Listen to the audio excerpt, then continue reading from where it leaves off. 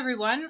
I'm going to be doing a mini album with this Tim Holtz 5" by 7" tabbed Grungebook, and I'm going to be incorporating photos into this album, so that's a little bit different than my normal mini album tutorials. I'm starting by adding just a white acrylic paint to the Grungebook. When I'm painting chipboard, a lot of times I paint it white first because chipboard is so porous, it just soaks up color. If you paint it white first, the color you paint after the white will be more vibrant. Grungeboard is not as porous as chipboard, so it probably wasn't necessary, but I did it anyway. After the white dried, I painted it with Making Memories paint in Sea Foam, which is a nice blue color. I'm just kind of trying to get rid of the brush marks.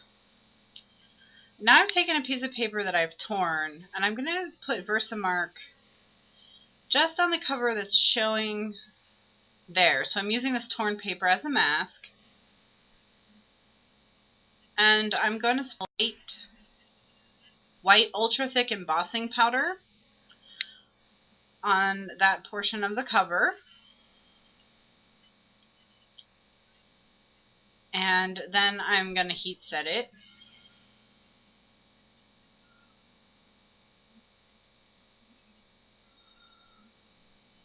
And I'm just letting my heat gun warm up. And then just going over the embossing powder, and here I'm going to move it so you can see it change. See how the ultra thick embossing powder has a texture to it? I like that texture.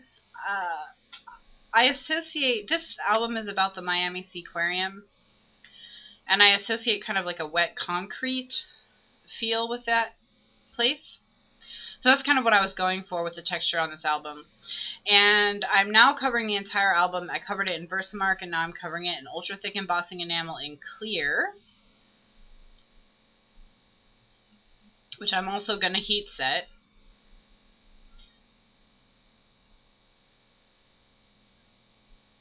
And there you can see it start to change.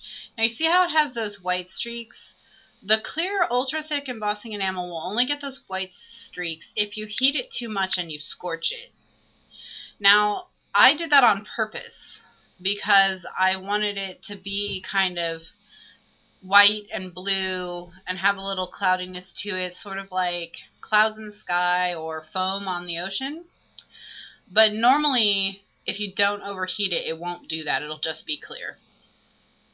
So I'm masking off another section that I'm going to cover in the white embossing enamel, ultra thick embossing enamel. And I'm going to heat set that.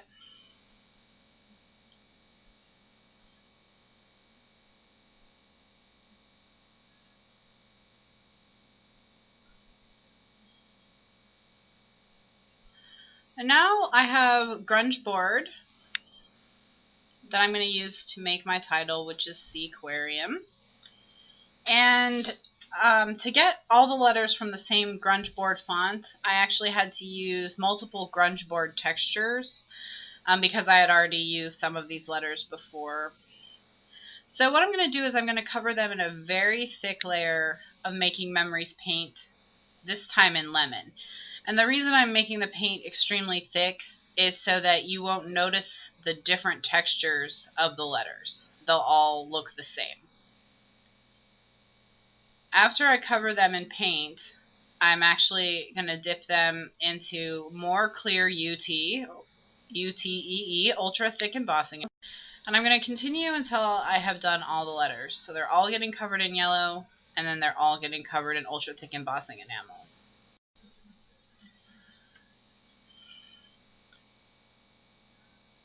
Now I let them dry overnight, so the paint is completely dry, and that's important. If you use paint as an adhesive for ultra thick embossing enamel or any kind of embossing enamel, you have to let the paint dry completely. Otherwise, when you're heating it, the paint will boil and scald, and it'll just look nasty. It'll get bubbles in it. It just looks really bad. Color changes. So make sure you let paint dry completely before heat embossing. Now, while they're still warm, I'm actually going to reshape them. Because the grunge board is flexible, it curled when the embossing enamel melted. But because it's flexible, I can actually reshape them. So as I put them on, I'm reshaping them. You see how I'm bending them? And that's just before the embossing enamel is completely cool. I have an opportunity to reshape it without it cracking. And so that's what I'm doing here. And I got to the eye, and I was a little overzealous with the paint, so I'm using my file to get some of the extra gunky paint off of it.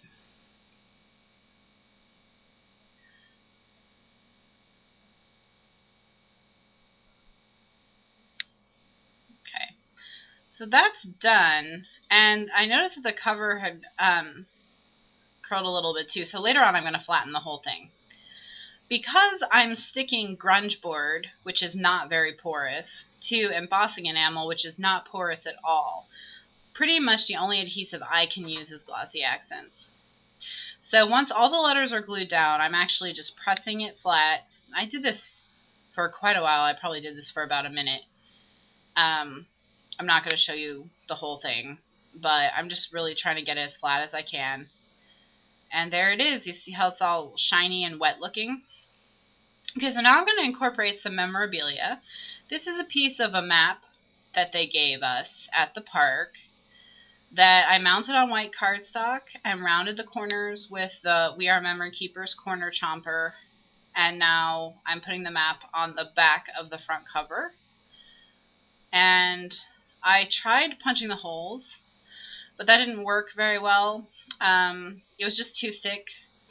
So what I'm doing is I'm taking this basic grade precision file and I'm piercing a hole, and I'm just going to file away the paper and cardstock that are on the map.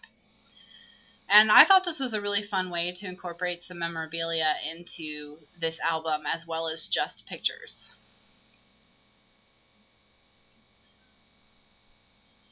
And these are my basic grade precision files. I use them a lot. And I'm just cleaning up. And here you'll get a better look. And here I'm going to try and tilt it so you can see how shiny it is. And then there's the map.